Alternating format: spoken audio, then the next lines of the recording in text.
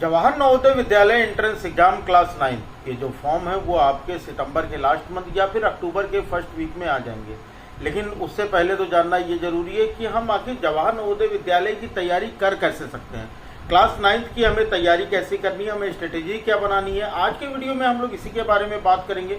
Video को पूरी देखिएगा, बिल्कुल भी स्किप मत कीजिएगा, नहीं तो हो सकता है कि कुछ इंपॉर्टेंट चीज़ें आपसे छूट जाएं और फिर भाई तैयारी आपकी हो जाए गड़बड़।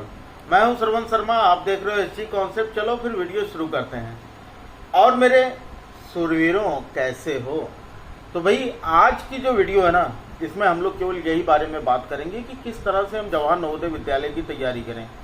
जवाहर नवोदय विद्यालय की तैयारी के लिए काफ़ी सारे बच्चे परेशान रहते हैं। वो ये सोच रहे हैं कि क्लास 9th का भी पढ़ लें, क्लास 10th का भी पढ़ लें, क्लास 6 7th का भी पढ़ लें। तो एक चीज़ अपने दिमाग में जब बैठा लो कि जवाहर नवोदय विद्यालय का जो एंट्रेंस एग्जाम होता है उसका डिफिकल्टी लेवल जो होगा वो आपके क्लास 8 के हिसाब से होगा।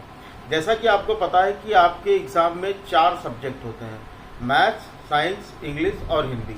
ये 4 सब्जेक्ट आपके लिए मैथ्स से आपके 35 क्वेश्चंस होंगे, साइंस से 35 क्वेश्चंस होंगे, वहीं और हिंदी और इंग्लिश से 15 क्वेश्चन होंगे। फिर ये बात आती है कि क्या चारों सब्जेक्ट पढ़ना जरूरी है? तो बिल्कुल आपके लिए चारों सब्जेक्ट पढ़ना जरूरी है, क्योंकि जो आपका कट ऑफ बनता है वो आपके 3 मेन सब्जेक्ट से बनेगा। यानी मैथ इंग्लिश तो होगा ही, हिंदी और इंग्लिश में से आपका वही नंबर काउंट होगा जिसमें आपको ज़्यादा मार्क्स मिले होंगे। काफ़ी सारे बच्चे ये कमेंट में पूछा करते हैं, सर मैं जम्मू कश्मीर से हूँ या मैं वेस्ट बंगाल से हूँ, मेरे में हिंदी नहीं चलती है। तो उनके लिए परेशान होने की ज़रूरत नहीं है। हिंदी और इंग्लिश में से आपको 2 में से किसी एक में ज़्यादा गेन करना है। चाहे आप हिंदी में अगर आप ज़्यादा मार्क्स गेन करोगे तो मैथ्स, साइंस और हिंदी का आपका कट ऑफ बनेगा। अगर आप इंग्लिश में ज़्यादा मार्क्स गेन करते हो तो मैथ्स, साइंस और इंग्लिश में आपका कट ऑफ बनेगा। थोड़ी टेंशन कम हुई ना? काफ़ी सारे बच्चे परेशान रहते हैं, हिंदी ग्रामर तो बड़ी प्रॉब्लम क्रिएट करती है। तो फिलहाल हमें तैयारी तो पूरी करनी है। पता नहीं इंग्लिश का पेपर टफ आ जाए, हो सकता है हम हिंदी अच्छी कर ले जाएं, या हिंदी का पेपर टफ हो जाए तो हम इंग्लिश अच्छी कर लें।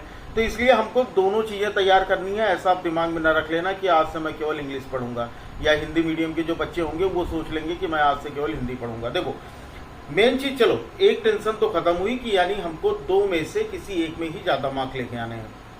अब तैयारी कैसे करनी है? तैयारी करने के लिए काफ़ी सारे बच्चे ये पूछते हैं, सर क्या पढ़ें और कैसे पढ़ें? अभी आपके पास टाइम है, अगस्त बीत रहा है, यानी सितंबर, अक्टूबर, नवंबर, दिसंबर, जनवरी, फरवरी, यानी अभी आपके पास 6 महीने का समय है। 6 महीना, इसलिए आज की ये वीडियो बनानी जरूरी हो गई, क्योंकि 6 महीना जो होता है ना वो हमारी लाइफ के लिए बहुत ही इम्पोर्टेंट पीरियड होता है।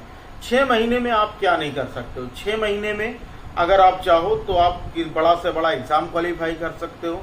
6 महीने में आप अपनी इंग्लिश स्पीकिंग इंप्रूव कर सकते हो।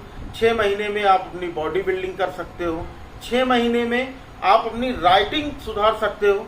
लेकिन 6 महीने के लिए, इस 6 महीने में एक निश्चित समय, यानी एक निश्चित समय और रेगुलर समय, ठीक है, रेगुलर प्रैक्टिस होनी चाहिए। अगर आपको ये लगता है कि भाई मैं हफ्ते में 2 दिन पढ़ूंगा, खूब दिन भर पढ़ूंगा, बाकी 4-5 दिन मौज करूंगा, तो भैया ये समझ लो कि इस तरह की पढ़ाई में या इस तरह के इर्रेगुलर वर्क करने में हमें कोई भी फायदा नहीं होगा।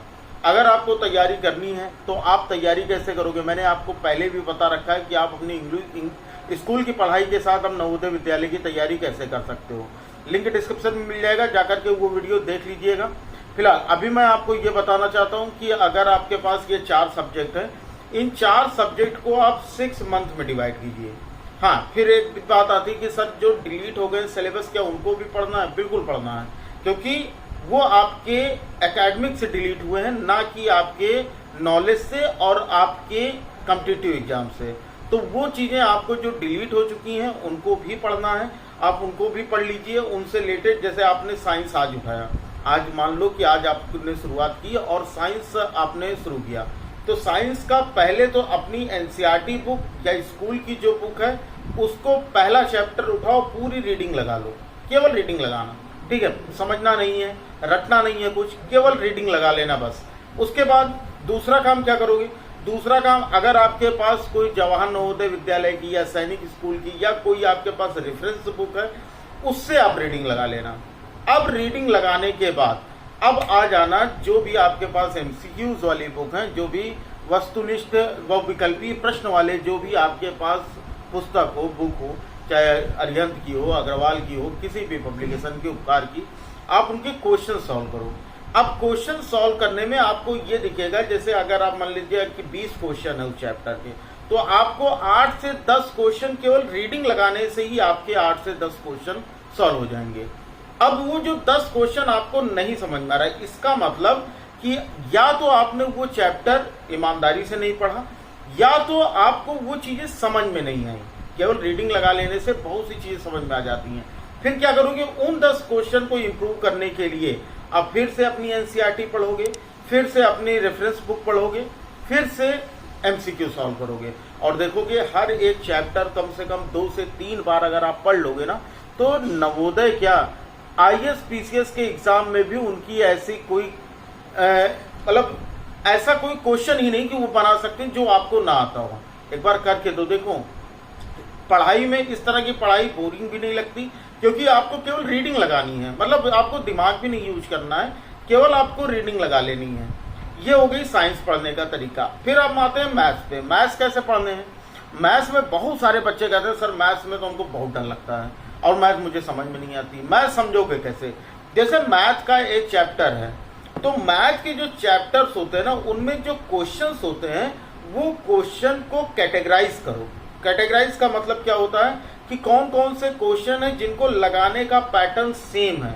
जो बच्चे जिनको मैथ से डर लगता है उनके लिए बता रहा हूँ, ये कोशिश करो कि कौन कौन से क्वेश्चन मतलब पैटर्न सेम है। जैसे मैं पढ़ाता हूँ आपको, तो मैं देखो हमेशा ये कोशिश करता हूँ कि आपको जब क्वेश्चन बताने लगूँ तो उसमें बताता हूँ कि जैसे मैंने प्रॉफिट एंड लॉस शुरू किया, तो मैंने सबसे पहले शुरू किया कि आपको ये बताना कि आप फार्मूला कैसे यूज करोगे और कहाँ कहाँ पर कौन कौन से फार्मूले यूज करोगे। तो सबसे पहली चीज, आप एक कॉपी रखो जिसमें उस बुक में, आपकी बुक में जितने भी मैथ फार्मूले हैं सारे के सारे नोट कर लो। अगर नहीं नोट कर सकते हो तो मैंने फार्मूलों की वीडियो बना रखी है, उसकी भी लिंक आपको डिस्क्रिप्शन में मिल जाएगी, वहां से जाकर के सारे फार्मूले आप नोट कर लीजिएगा। अलजबरा के ही काफी सारे फार्मूले हैं, लिंक डिस्क्रिप्शन में जाकर के कॉपी पर नोट कर लेना उसको, और कहीं पर लिख के उसको चिपका देना। जितने भी फार्मूले हैं जहां पर भी स्टडी करते हो ना, वहां पर लिखकर चिपका दो। रटना नहीं पड़ेगा, केवल आप जब भी पढ़ने बैठो तो एक बार रीडिंग लगा लो, जब पढ़ के उठने लगो एक बार रीडिंग लगा लो, या दिन में फालतू टाइम में उधर से जिधर चिपकाए उधर से निकल पड़े फिर एक बार रीडिंग लगा लो। ऐसा करते रहोगे ना, 6 महीने में मैथ का पूरा फार्मूला याद हो जाएगा, और कैसे उन फार्मूलों को यूज करना उसके लिए तो ऐसी कॉन्सेप्ट है ही आपके पास। तो इस तरह से आपके मैथ की तैयारी हो जाएगी। फिर आती है हमारी इंग्लिश और हिंदी में। भाई इंग्लिश में भी ग्रामर आएगी, हिंदी में भी व्याकरण आता है। बहुत ही आसान होता है, अगर आप क्वेश्चन पेपर को सॉल्व करो तो थोड़े से एंटोनिम सिनोनिम जो होते हैं 1-2 क्वेश्चन वो हमारे लिए प्रॉब्लम क्रिएट करते हैं।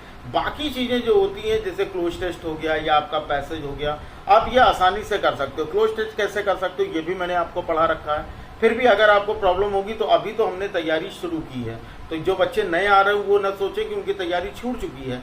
अभी हमने तैयारी शुरू की है, और 6 महीने में ये बात निश्चित जान लो कि 6 महीने में मैं आपको जवाहर नवोदय के काबिल बना दूंगा। और आपको ये कोशिश करना है कि आप उसके लिए क्या कर सकते हो। मैं तो जितनी कोशिश कर सकता हूँ आपको नवोदय में डालने की या आपको नवोदय विद्यालय एग्जाम क्रैक करने की, वो तो मैं करूंगा, लेकिन आप भी कोशिश करो। केवल एक के करने से नहीं, जब दोनों हाथ से हाथ मिलाकर चलेंगे ना, तब जवाहर नवोदय विद्यालय क्या आईएएस पीसीएस तक के एग्जाम भी क्वालिफाई कर लोगे। उम्मीद करूंगा कि आपको बातें समझ में आई होंगी। ग्रामर में भी आपको सेम ऐसे ही पढ़ना है।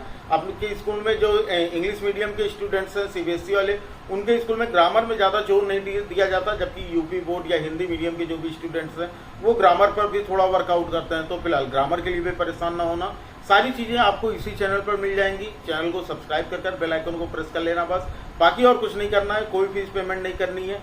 और वीडियो अभी तक लाइक नहीं किया ना, अरे इतनी देर से आपसे बातें कर रहा हूँ, कम से कम वीडियो तो लाइक कर दो। तो वीडियो को लाइक कर देना, अपने किसी एक फ्रेंड को शेयर कर देना, और एक प्यारा सा कमेंट डाल देना कमेंट बॉक्स में।